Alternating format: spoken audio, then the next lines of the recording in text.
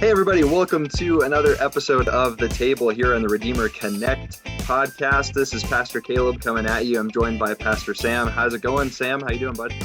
I'm doing great. I'm doing excellent. I'm adjusting the volume down because I think it's way too high for my ears. There. Yeah, I'm actually, so like I said, I'm doing fine. As I mentioned to you earlier, I'm not doing great. Like I'm feeling just kind of down. I'm feeling I don't know if it's the weather or just being cooped up or just everything. I'm just today. I'm sorry to hear that, bud. But it looks like you're in a beautiful place right now. Did you recently travel? I mean, like last week you seemed to be in Hawaii, and now you're not. Where are you at there? Yeah. No. Now I'm at the Golden Gate Bridge. It's very fun over here. It's a beautiful, beautiful place. I can only get here in my dreams, though. That's the problem with it. Yeah. What about you? Where are you at? Yeah, I mean, we're kind of playing everybody's favorite game of, what's the background of Sam and Caleb? Yeah, so I was really excited to share the background that I'm using on Zoom because last night Chris and I were watching our favorite news anchor. His name's Kyle Clark. He's on NBC Channel 9 down in Denver, and they're all like quarantined and stuff. So he's doing the news from his house, and so like this is literally like his living room. So I'm watching it. This is his like living room, like he's got his fireplace right here. So that's Kyle Clark's living room. He got his fireplace, got like his little wood right here, and so like what they did is like we're watching it, and they're talking about like, hey everybody, like we're all working from home, and all you who are we've been using video calls all the time, and it's just endless Zoom meetings, and all of you who are using these Zoom meetings. Don't worry, we have backgrounds for you. Stay tuned.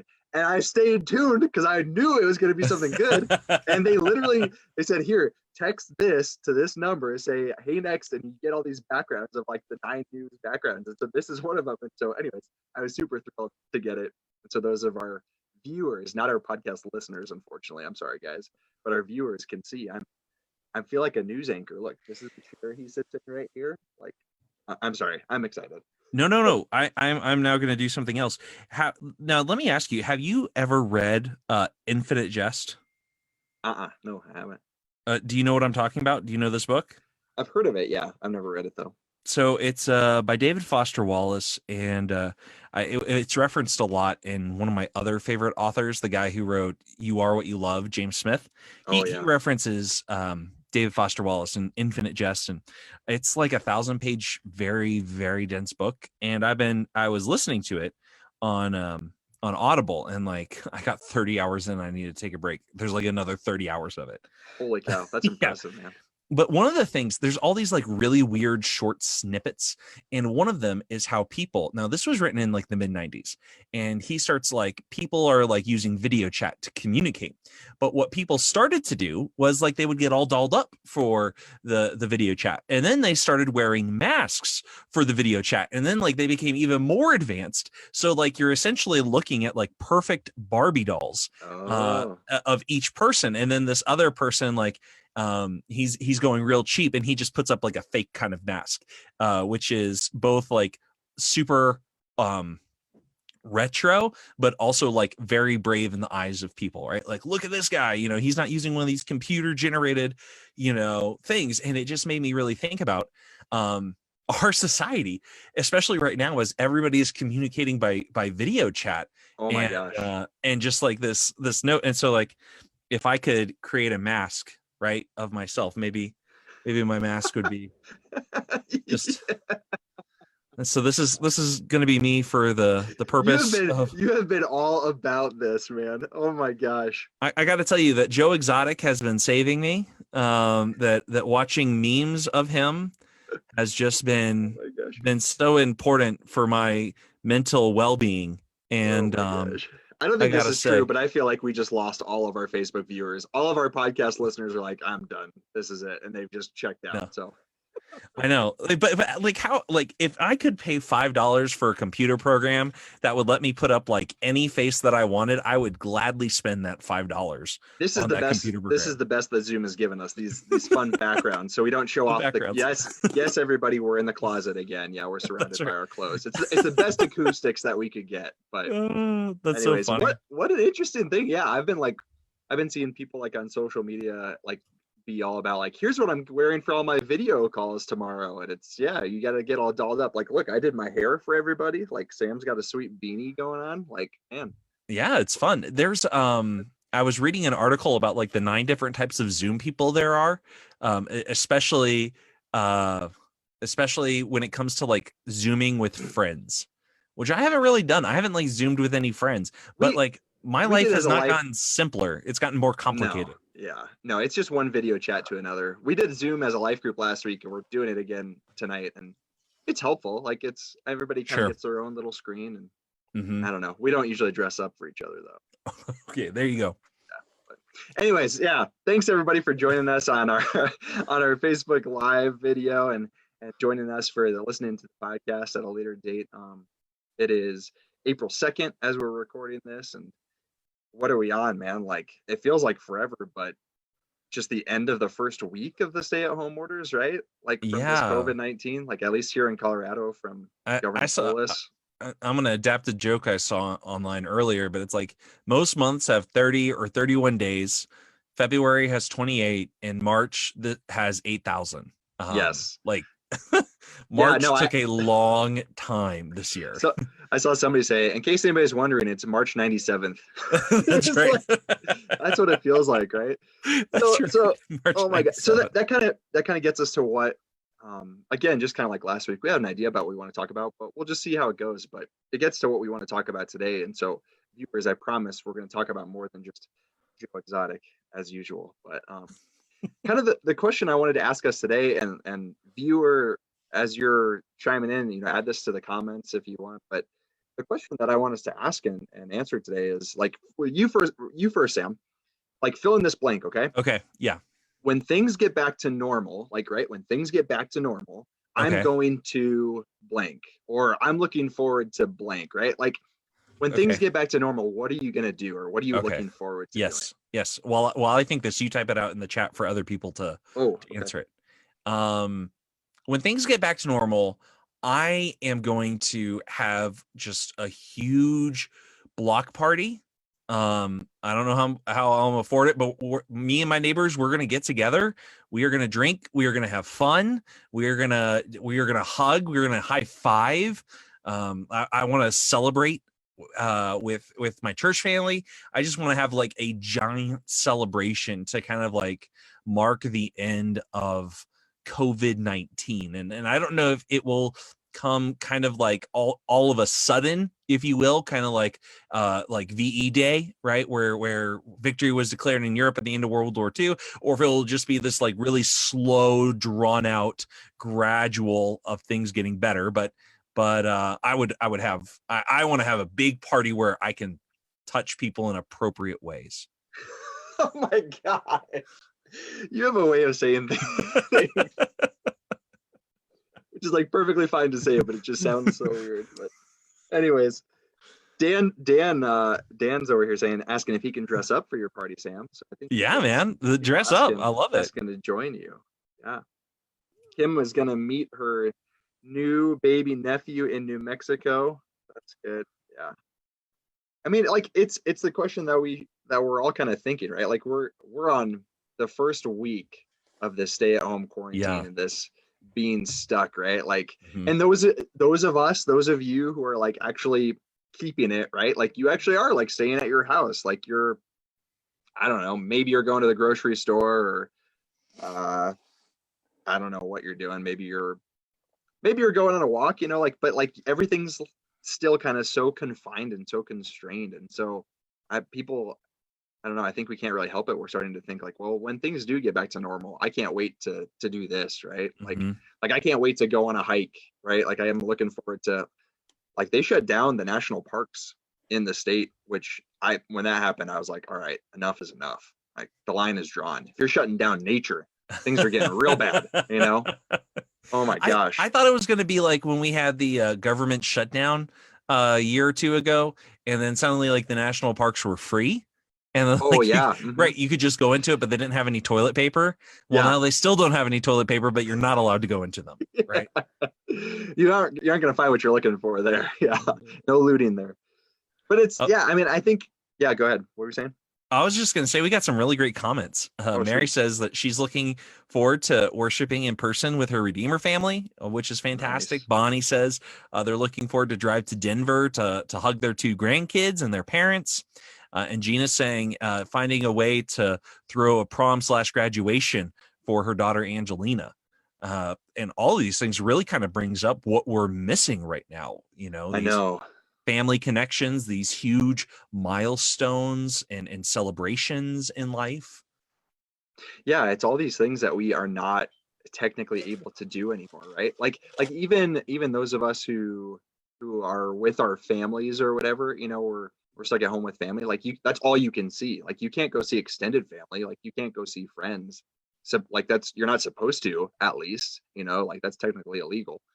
And so it's all, yeah, it's like you said, it's all these things that we're missing. And it's what we talked about last week too, is, you know, how do we live like that, and how do we exist in that? But I think what really it is we've kind of already, it's week 1, right? And who knows how long this is going to be. We have the stay-at-home orders in my county until the 17th, and in the state till the 11th, which they're probably going to, you know, bump that back to the 30th, I'm hearing, and who knows. But it's schools are canceled till the 30th at least, right? Yeah. And they haven't pushed back the finishing date for school, which means if they came back in the first week of May, they'd only be in school for 3 more weeks.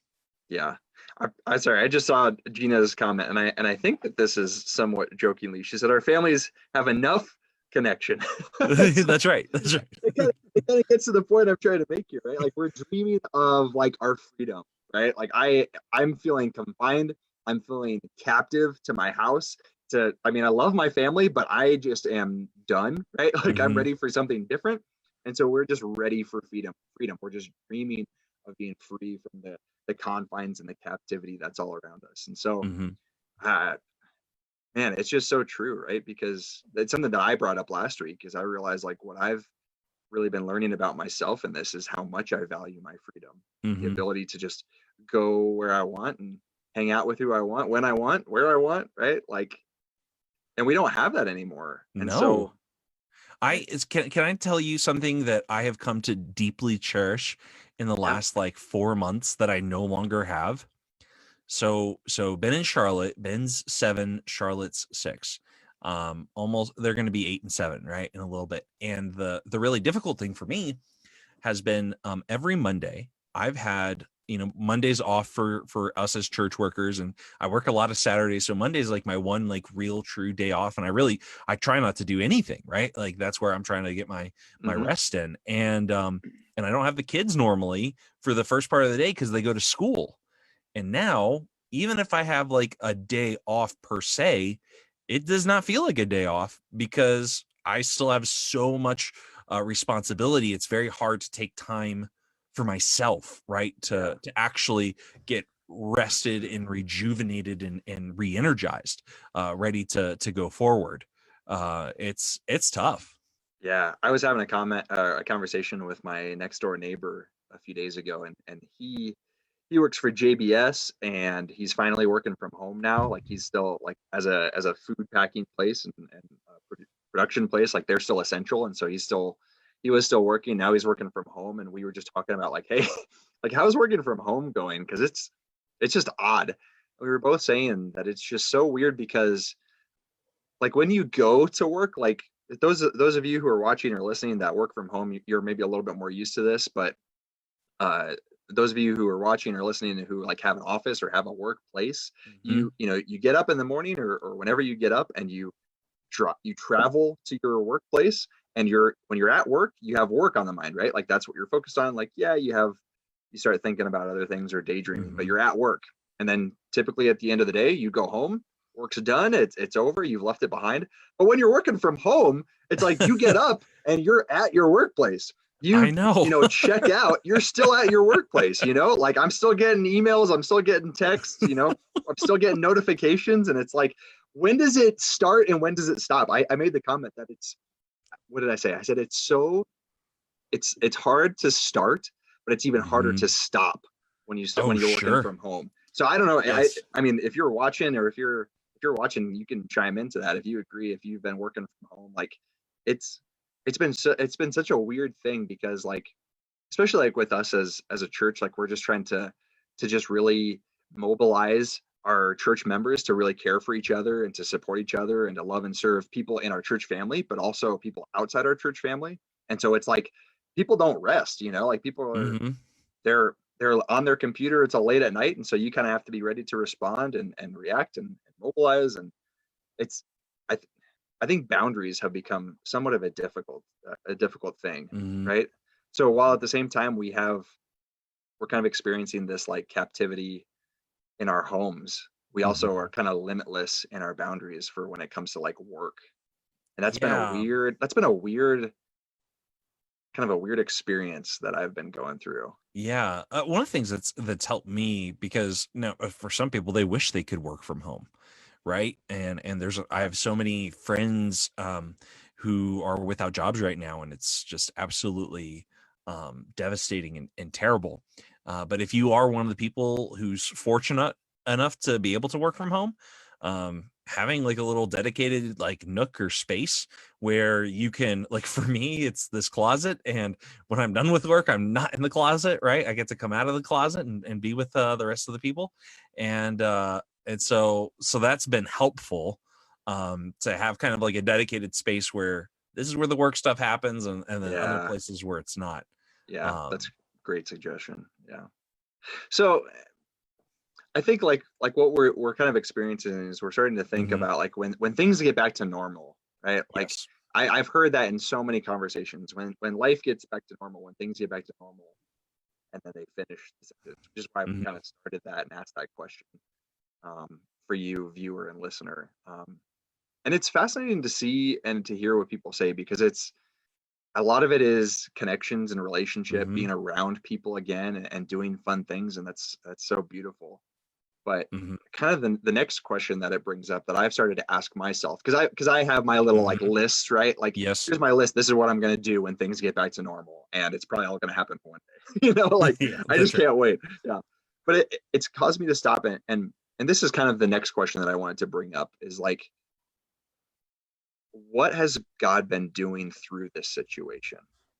And let me kind of clarify what I mean by that. Is what I've been kind of starting to realize and started to kind of be prompted by God and led by God and taught by God is that I seem to be so focused on what life is going to be like when it gets back to normal, right? Like when things get back to normal, when I get back into my routine and I'm able to have my freedom again. Like I'm so focused on that. Am I missing what God's doing right now? Like, am I missing what God is doing in this moment, through this crisis, through my captivity, in a sense, right? Through our limitations, through our boundaries. Like, what is God trying to do in this moment? Now, like if you're watching, if you're listening, don't get me wrong. I'm not saying like God is doing this, like God is not causing this situation, but he is going to work this for good. Like we know that is the truth. That is biblical truth, that God's going to work this for good. And he's going to, everything he works through is to draw us closer to him. And so I've been trying to really stop myself because there's nothing wrong with thinking like, oh, when things get back to normal, I can't wait to do whatever. Like there's nothing wrong with that. But I'm also, after I have that moment, I then ask, well, what is God doing right now in this moment in my life? What is he trying to teach me? What is he trying to reveal to me? How is he drawing me closer to himself?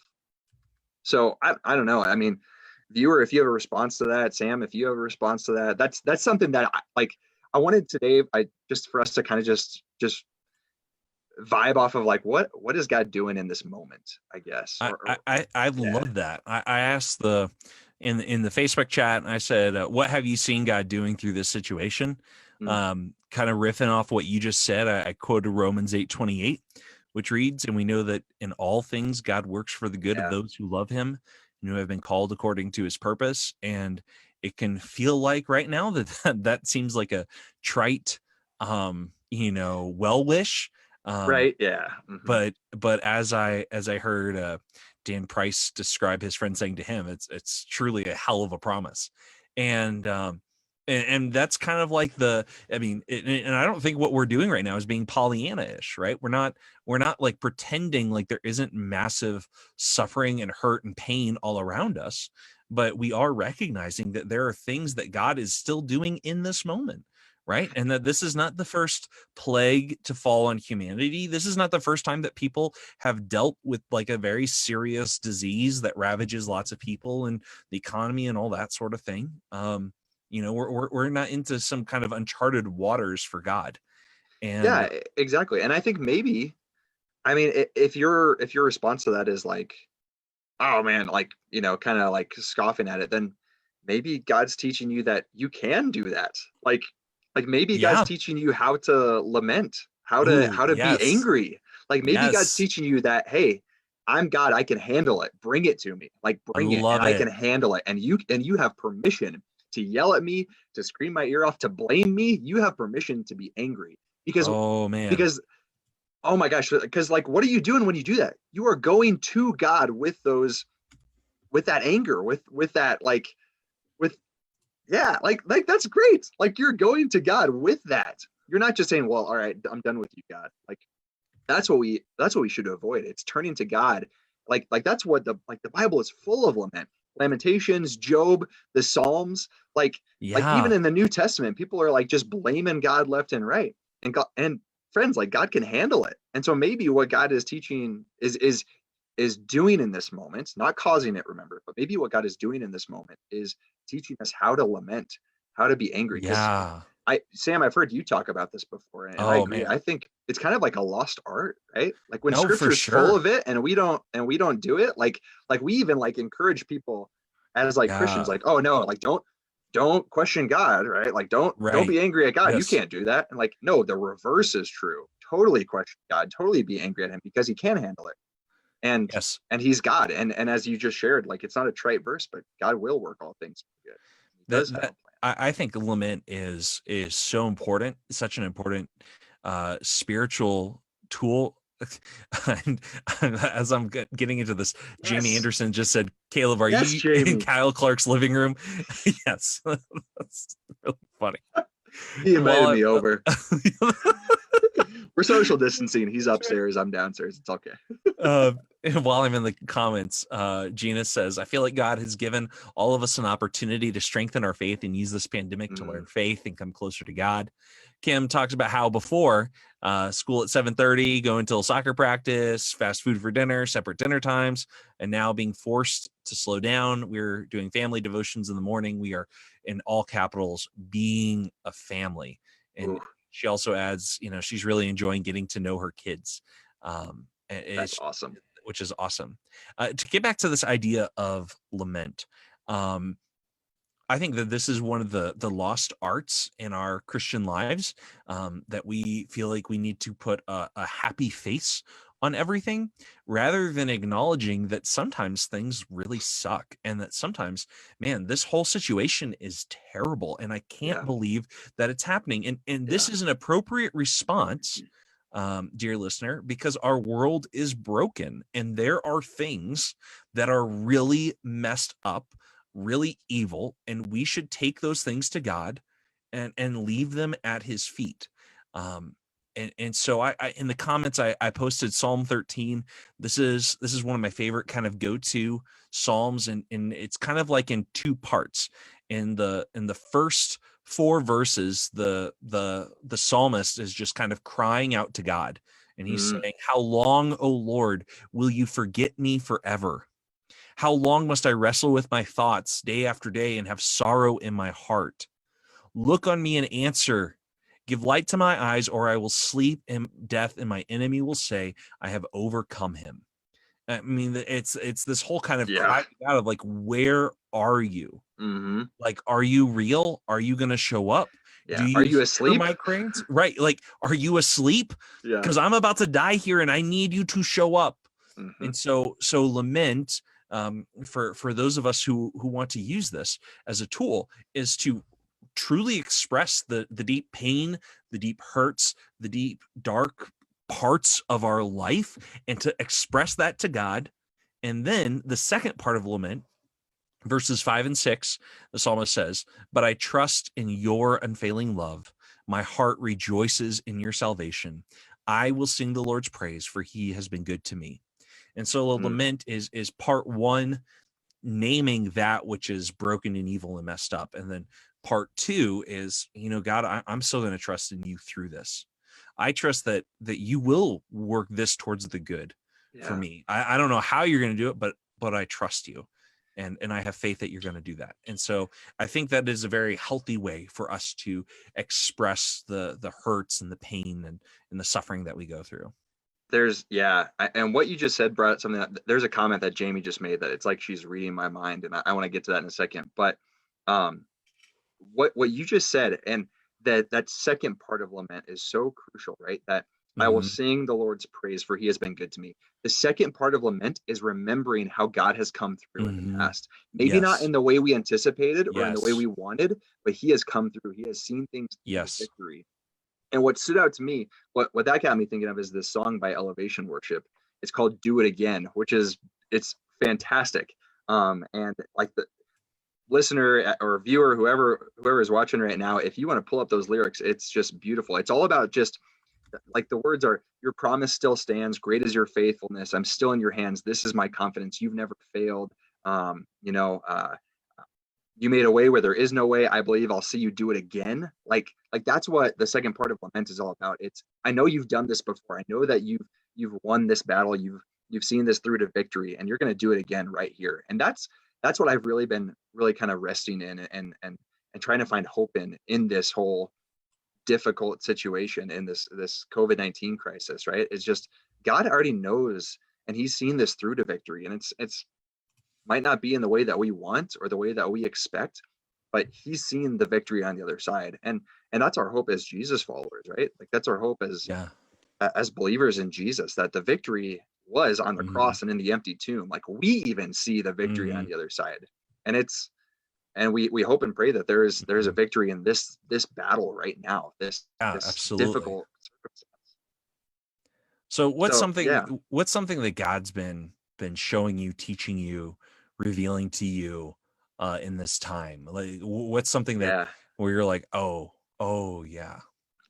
I kind of want to riff off of what Jamie said there in the conversation I had with a member. Jamie says she's thinking of this whole thing as one long Sabbath, and it's time to get close to him, to God, and to each other.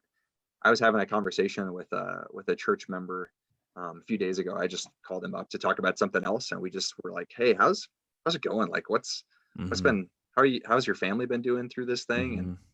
And he was saying, we've realized that we're just way too busy. He's like, because they're like a young family, and they have young kids. It's like, we don't have to go to, I can't remember exactly what he said, but he's like, we don't have to go to soccer practice. We don't have to go to dance practice. We don't have to drive anywhere. Like we don't have massive schedules. Like I don't have to go into work. I can work from home, and she doesn't have to go into work. She can work from home. And like we've realized with this, with things kind of being, we're being forced to say no to a lot of things because they've shut down. And he's like, we've just realized these past few days that we are way too busy. And I was like, yes, I've realized that too. And I don't even have kids. Like it's me and my wife. And I've just realized, like when we are forced to say no to some things, right? Because they've been closed, we just don't have that option anymore. We realize just how much time we use to wrap up into those things, right? Like you aren't taking kids to practice anymore, or you aren't going to do this. You aren't, I mean, it's a bummer, but you aren't going out with friends or whatever. And you kind of realize, what I realized is, man, I've just been so rushed and so hurried, like I don't have kids, but even in the schedule that I have, like I'm just so hurried, and I'm all about the next thing. And I got to get here because I got to do this, and I only have an hour because I have to do this. And it's just so rushed and so hurried that I don't have time to stop and really see, like, well, what is God doing in this moment? And that's something that I've really realized. What about you, Sam? No, that's I think I don't want to just kind of move past what you just said. I think that's absolutely massive and worth really thinking and pondering. Something that's just been kind of learning to give myself slack. Um, learning to realize that, man, like some days I just don't feel like I got it in the tank, and to Yeah. be okay with myself. To be okay with the fact that maybe I'm not being as productive as I want to be, or maybe there's just stuff I'm not gonna get done, or rather that it's okay to just take some time and recharge, and recognizing that what we're in right now it's not a sprint, it's a marathon, that we're Yeah. going to be in this position for a while, and to say, man, I have to take care of myself, not just for myself, but for my family and for my coworkers and for people that depend, on me to take care of things. Like, I have to stay mentally sane, Yeah. and it's hard being cooped up. It's hard when you can't like go out when there are routines, right? And just kind of, especially when you're just kind of falling all over each other in the house, with everything that's going on. It's I think that's one thing I've really learned is just, man, go easy on yourself. Having grace for yourself, right? That's right. Yeah. That's right. And which is so hard to do, right? Like a lot of us, as Jesus followers, quote unquote, don't have any issue with accepting that God has grace for us. But man, then we turn around and just hate on ourselves, right? Like we don't have Hmm. any grace for ourselves.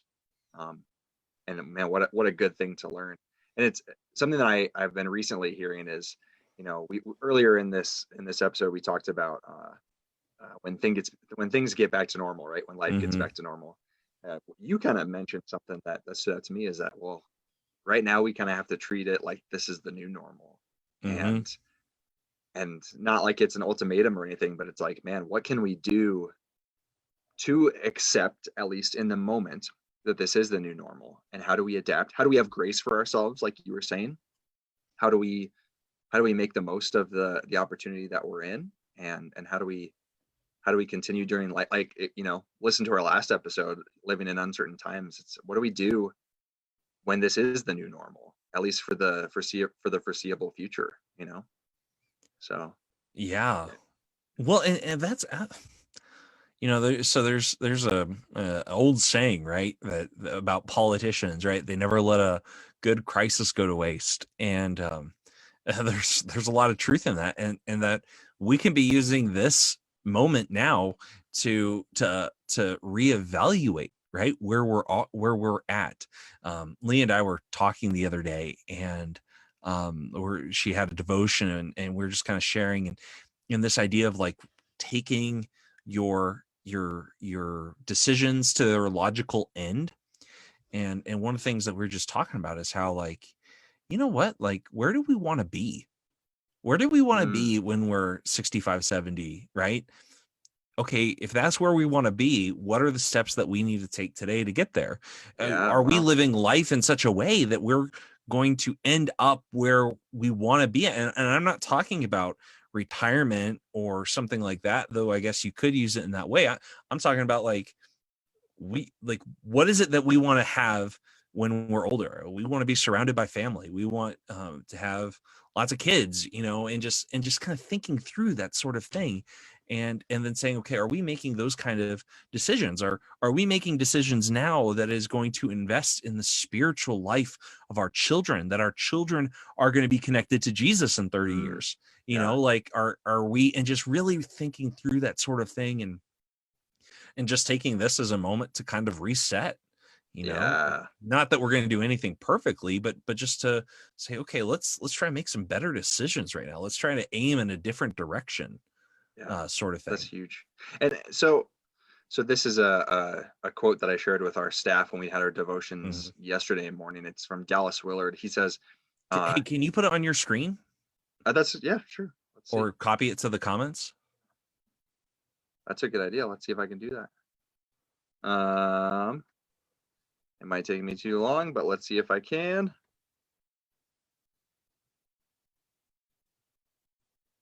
I'm sorry for interrupting So you. yeah, no, it's fine. So can you see that? Yes, I can see that. Yeah. So it's Dallas Willard, and he says, hurry is the great enemy of spiritual life in our day. He says you must ruthlessly eliminate hurry from your life. And there's a picture of him. He seems like a really nice guy, doesn't he? Seems Yeah, really he, sweet. he seems like Yeah. a great grandpa. Yeah. But it's so like this quote is just so fascinating to me, and it's so like pertinent to us right now, I think. He said, like, I'm gonna read it again. It says, hurry is the great enemy of spiritual life in our day. You must ruthlessly eliminate hurry from your life. And what stands out to me so much about that is hurry has been eliminated from our lives in a Yeah. sense, right? Like Yes. maybe you're listening and you're like, no, like I'm still rushed out of my mind. Okay, yeah, I get it. I'm feeling very rushed in some of the things I have to do also. But in a sense, like there's so much hurry that has been eliminated from my life that I wake up in the morning and I'm not rushed to go to Mhm. work, because I can start when I want and I can enjoy a cup of coffee. I can really wrestle with the chapter of scripture that I'm reading at this time, Mhm. like hurry has been eliminated from my life. And what you brought up, Sam, made me think of this. It's kind of where the beginning of spiritual disciplines can then happen, I Mhm. believe. That Mhm. when we eliminate that hurry from our life, that's when we can really uh, open up our ears and our Yeah. hearts and our minds to hear God and to Mhm. experience Him. It makes me think of in Ezekiel when Ezekiel is waiting for God to speak to him, to pass by, and there's this earthquake and a thunder, and there's all this like loud rushing wind, and there's all this noise around him, but Mhm. God speaks in the still small voice. And that's what's kind of been standing out to me, is that there's this hurry, there's the whirlwind that we're lost in, there's the rush and the hustle and the bustle and the accomplishment and recognition that we're looking for, that we're so dedicated to, that we lose hearing God's voice because we're so focused on advancing, right? And so when we eliminate that hurry, or in a sense right now, as hurry has been eliminated, that's when I think what Jamie was getting at, that's when Sabbath can come in. That's So when, so let me ask you this. You've been reading yeah, that book, The Elimination of Hurry by John Mark Comer, and I know you shared a quote of that earlier in our staff meeting yesterday. Kind of like what have you finished that book? yeah, I finished it a little bit ago, and yeah, good shout out there. It's called The Ruthless Elimination of Hurry, and it's by John Mark Comer, and it's kind of based off of this quote from Dallas Willard. So For like me, can you just kind of explain what your takeaways are from that book and what that kind of looks like in your life in kind of yeah, concrete ways? totally. It's a lot about what we've already been talking about, to be honest. It's the fact that we as Americans are so wrapped up into, I mean, I'll just say the American dream, which is Yes. not necessarily a bad thing, but it can very quickly and very easily become a bad thing. Um, that we're so wrapped up in the hurry and our focus on getting acclaim and accolades and recognition and all those things and success, that we are just so focused on rushing and going about our business, that the way of Jesus is not the way of Jesus. Like what I took away so much from the book is that the way of Jesus is unhurried. Like if you Mm, when you're reading through the gospels, friends, and you're seeing how Jesus like just lives, it is so unrushed. It's something that I've never really picked up on. That Jesus is so unrushed, so unhurried. He has places to go, he has people to see, he has things to do, he has a mission. He's not just wandering around like, all right, well, let's just see what happens today.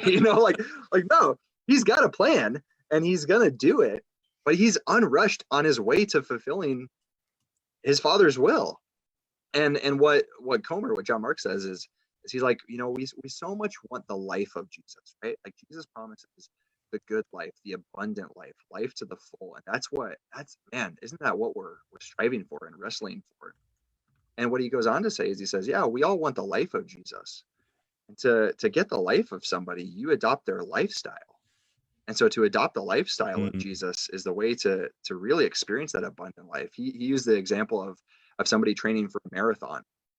They're a runner mm, and they're running every single day, 10 to 17 miles a day or whatever, right? And he's like, I would love to run a marathon.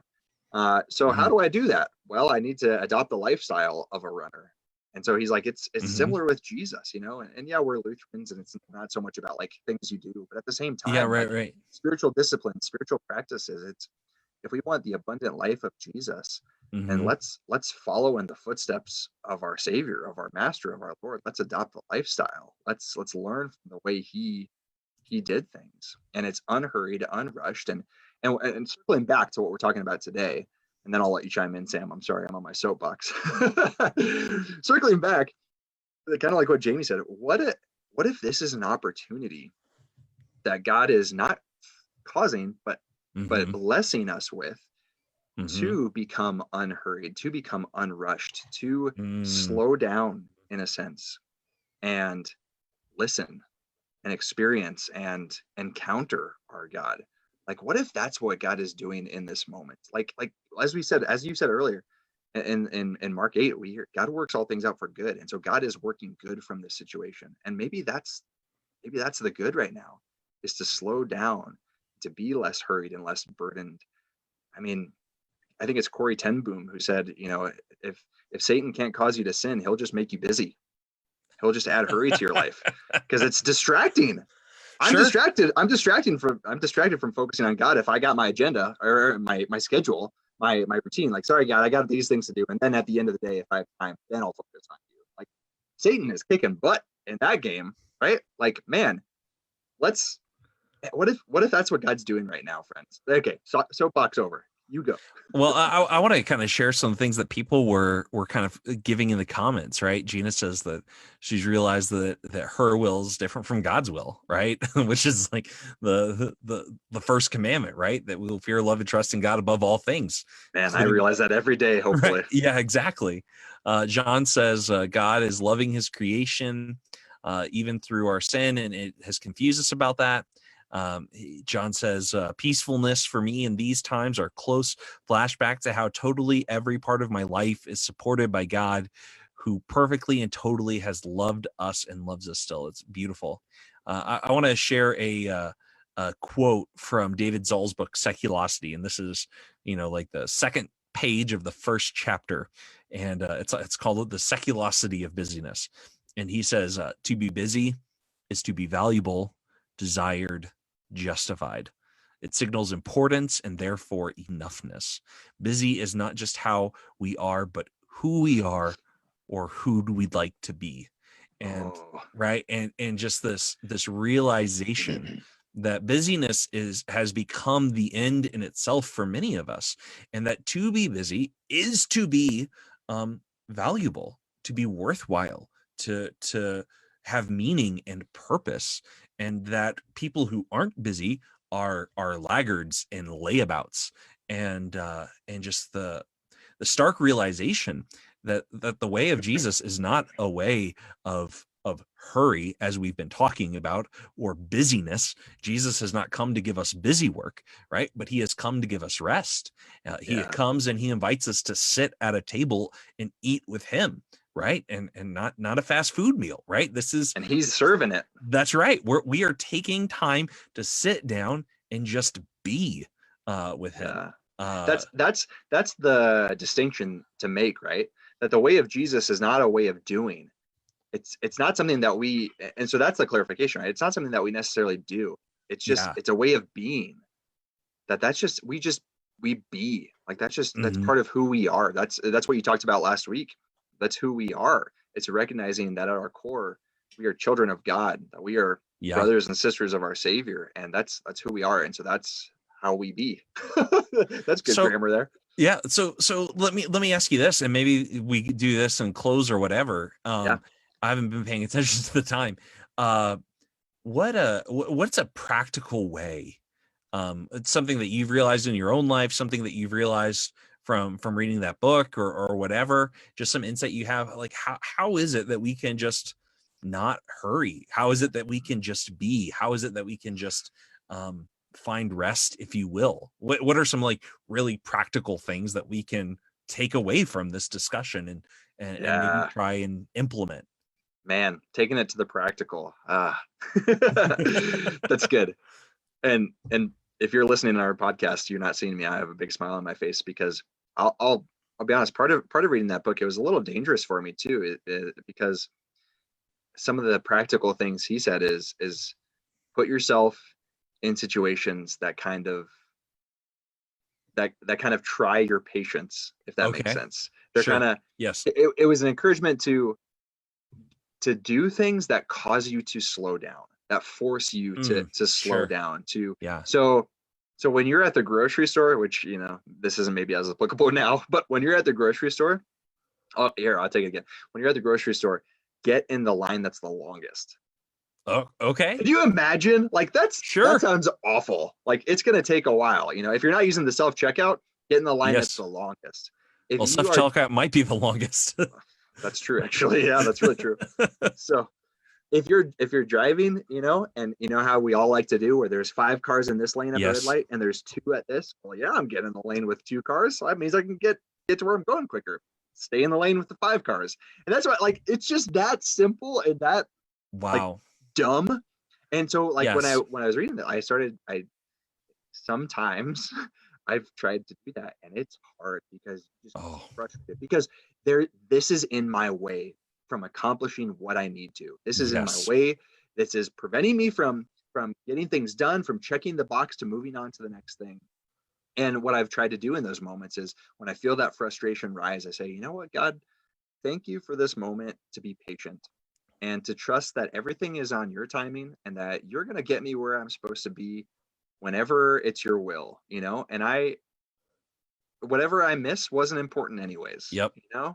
And so, like, that's one example. It's something that I've tried to do lately because we are working from home. I kind of get up and I've really like our church, we're reading through the New Testament in a year, and typically I've been 3 or 4 chapters behind. Sure. And this week, this isn't to toot my own horn, but this week I've actually had the time to be able to stay up with it. Like, I've been reading that chapter a day, and it's not and it's not something to just check the box to get it done. It's what is God speaking in this chapter? We're in 1 Corinthians. What is God saying in this chapter right now?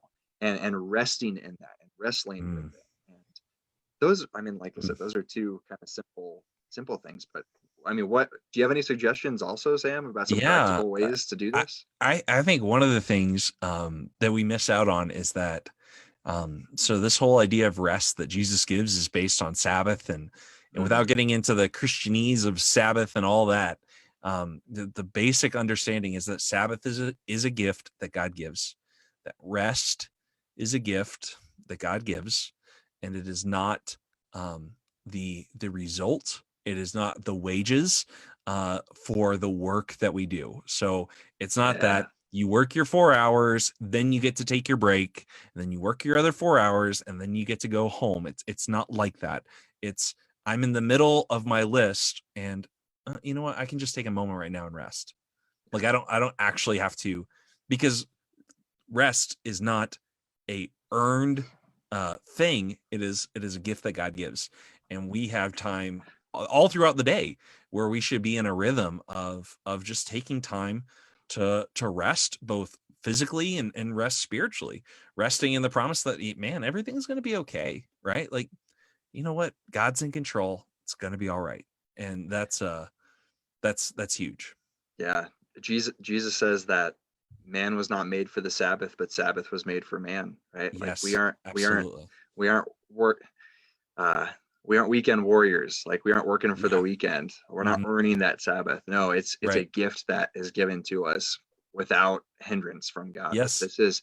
This is a gift for you to rest and to reorient yourself, to relax, to enjoy who I am and who you are to me. And that's the encouragement. That's what the Sabbath is all about. And so, man, maybe we're experiencing this elongated Sabbath right now that is woven into our daily routine now. And what a blessing that is, right? That's cool. Just kind of take some comments and maybe we'll close out. John says, getting in the longest line gives me the opportunity to get the person next to me also in the longest, get to know the person next to him in the longest line. That's cool, right? To use that as an opportunity to develop relationships. That's good. You have anything else you want to add before we kind of close this out? No, man, this is good. This was maybe a little long, but I think it was all good stuff. And so thanks everybody for joining us. If you've been viewing on Facebook Live, or if you're listening to us on our podcast at a later date, thanks so much for joining us. We've been talking about how we've been dreaming about freedom and what we're able to do even in our captivity. And so this is Pastor Caleb signing off, and Joe Exotic, Pastor Sam signing off. Thanks so much for joining us today. We got to share our table together, share our table with you, and as we always sign off, we also always like to ask you, who are you inviting to sit with you? Thanks so much. See you later. Bye. Later.